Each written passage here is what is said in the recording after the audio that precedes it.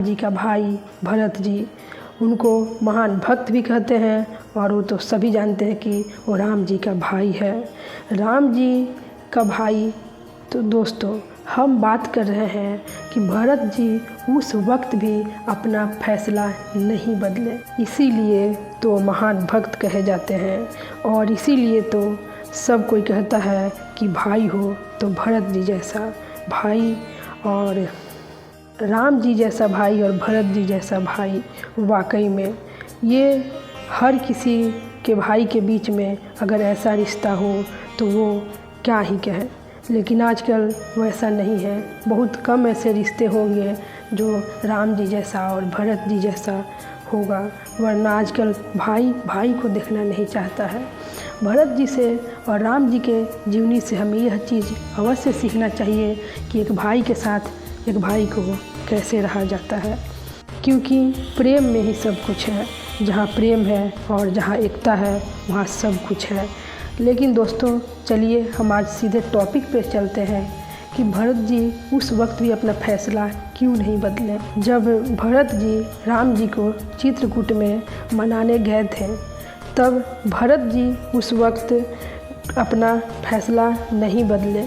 सब कोई उनके सामने कहा कि तुम राज करो, पर वो बोले नहीं, मैं राज नहीं कर सकता, मैं कलंकी हूँ। मेरे लिए जब सिर्फ राज करने का बात आया तो मेरे भैया वन चले गए और मेरे पिताश्री का मृत्यु हो गया, क्या से क्या हो गया, इसलिए मैं राज नहीं कर सकता, मैं कलंकी हूँ। और भरत जी ऐसा कहते हैं क्योंकि वो अपने भाई राम से प्यार करते हैं। भरत जी जैसा चरित्र वाकई में सर्वश्रेष्ठ चरित्र है उनका, सब कुछ त्याग देते हैं अपने भाई के लिए। और दूसरा भाई, बड़ा भाई राम भी कोई कम नहीं है, वो भी अपने छोटे भाई के लिए सब कुछ हंसते हंसते एक्सेप्ट कर लेते हैं कि मुझे सब मंजूर है, मेरा भाई राज करे। लेकिन भरत जी अपना फैसला नहीं बदले, वो बोले मैं राज नहीं करूँगा। कितना समझाने पर भी वो इस बात को नहीं समझे। वो बोले मैं वन में रहूँगा, मैं और शत्रुघ्न जी वन में रहेंगे और आप जाके राज कीजिए। तो वहाँ पे राम जी बोले कि नहीं, जिस वचन को निभाने के लिए हमारे पिताश्री का मृत्यु हो गया, अगर हम वही वचन नहीं निभाएंगे तो हमारे पिताजी भी ऊपर से क्या कहेंगे कि मेरे मरने के बाद सब मान गया, सब कुछ हो गया, पर मैं बोला तो ऐसा कुछ नहीं हुआ। भरत जी फिर भी बोले कि मैं यही चाहता हूँ कि मुझे राज ना मिले, आप राज करें। पर राम जी भी इस बात को नहीं माने, उस धर्म को निभाना चाहते थे जिस धर्म के लिए उनके पिता की मृत्यु हो गई, और सही भी था। तब भरत जी बोले कि ठीक है, इतना कहने पर ठीक है, पर मुझे आप अपना कुछ निशानी दीजिए। और भरत जी का प्रेम निष्ठा सबकी आंखों में आंसू ला दिया था। भरत जी को राम जी अपना चरण पादुका दिए और राम जी उस चरण पादुका को सर पे धारण किए और उस चरण पादुका को राज सिंहासन पर बैठाएं, और उस चरण पादुका ही राज करता था, उसी से सब पूछ के वो सारे कार्य करते थे। लेकिन उतना हो जाने के बाद भी वो अपने फैसले को नहीं बदले। सब कोई कहा कि आप राज कीजिए, पर वो बोले ठीक है, मैं राज नहीं करूँगा, मेरे भैया का चरण पादुका को राज सिंहासन पर बैठाएं और उसी से आज्ञा मांग के पैर छू के पूजा करते थे और उसी से हर चीज़ बोल के हर चीज़ का फैसला करते थे। तो वाकई में भरत जी जैसा होना आसान नहीं है। भरत जी से ये सभी भाइयों को या फिर सभी भक्तों को, सभी लोग को ये ज़रूर सीखना चाहिए कि अपने भगवान के लिए, अपने भक्ति को या फिर अपने भाई भाई के प्रेम को कभी भी कोई लालच से नहीं तोड़े।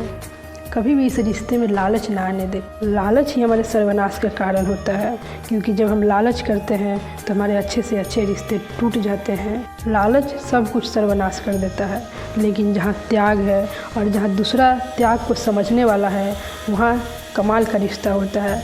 आज कलयुग में अगर कोई त्याग भी करता है तो दूसरा उसे मूर्ख समझ के और त्याग करवाता है, जो कि गलत है। अगर दोनों भाई राम और भरत जी जैसा हो तब जोड़ी कमाल का होता है, लेकिन एक राम जी जैसा हो और एक रावण जैसा हो तब भी रिश्ता निभाना मुश्किल हो जाता है। क्योंकि विभीषण भक्त था पर रावण उसका कदर नहीं करता था, तो विभीषण जी भी वैसे भाई को त्याग दिए। क्योंकि कहते भी है कि तजो रे मन हरि विमुखन को संग, क्योंकि जो भगवान के विमुख है उसको त्याग कर देने में ही भलाई है। तजो रे मन हरि विमुखन को संग, जो राम का विमुख है, जो भगवान का विमुख है, उसको त्याग कर देने में ही भलाई है। इसलिए रिश्ता अगर एक त्याग में एक्सपर्ट हो और एक त्याग को समझने में एक्सपर्ट हो तब तो रिश्ता अच्छा से चलता है, लेकिन एक त्याग करते रहे, एक झुकते रहे और एक कदर ना करे तभी रिश्ता बिगड़ता है। आजकल हमें दोनों तरफ से अच्छा से ताल मिला के चलने का ज़रूरी है, तभी रिश्ता चलेगा। एक निभाएगा और एक छलते रहेगा तो वहाँ ज़्यादा दिन तक रिश्ता नहीं टिकेगा। क्योंकि मन जब फट जाता है तो आप लाख निभाए नहीं हो सकता। इसलिए आप रिश्ता को मन से निभाइए, दिल से निभाइए, ईमानदारी और वफादारी से निभाइए, राम जी जैसा और भरत जी जैसा निभाइए, ना कि रावण और विभीषण जैसा। छलने से कभी रिश्ता नहीं बनता है, रिश्ता निभाने से बनता है। रिश्ता प्यार और रिश्ता को कहते हैं कि फूल जैसा है, अगर आप पानी नहीं डालेंगे तो मुरझा जाएगा। वैसे ही रिश्ता भी है कि आप प्यार रूपी उसको थपकी नहीं देंगे तो रिश्ता भी मुरझा जाएगा। रिश्ता ईमानदारी से निभाइए, प्यार से निभाइए, एक दूसरे को समझिए और दोनों तरफ से हो तभी रिश्ता अच्छा से निभ सकता है। इसलिए आप इस बात को ध्यान रखिए और राम जी और भरत जी जैसा बनिए, तभी आपका रिश्ता आगे बढ़ेगा। तो दोस्तों, मैं आशा करती हूँ कि आपको हमारा आज की ये वीडियो ज़रूर पसंद आई होगी।